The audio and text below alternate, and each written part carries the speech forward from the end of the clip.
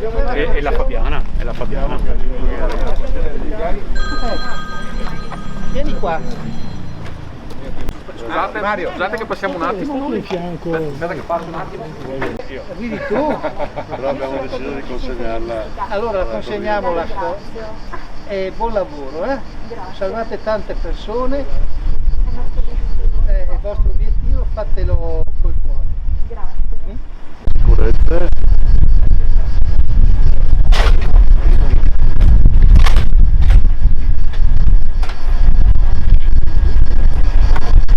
Allora, bisogna prendersi la mano. No, più che altro perché è tutta automatizzata. Anche per una serie di sicurezze per evitare la caduta del paziente che non è problema.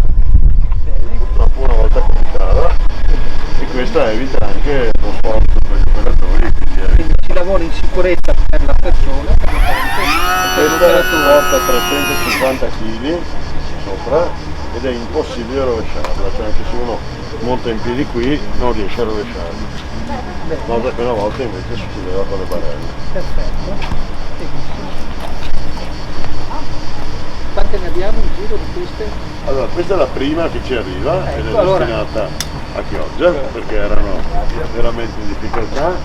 Ce ne arriveranno 16 di queste in 3 anni, sono fornite dalla regione e saranno tutte uguali su tutto il territorio regionale. Quindi soprattutto anche noi adesso stiamo creando un parco ambulanze unico, quindi se un ospedale ha un guasto eccetera li facciamo girare in modo da poter garantire sempre che tutti abbiano mezzi efficienti, compresi quelli di riserva, perché può capitare di buttare una gomma o qualcosa e quindi avremo un parco macchine a disposizione di tutti, è un po' una novità nell'organizzazione. No, sapato.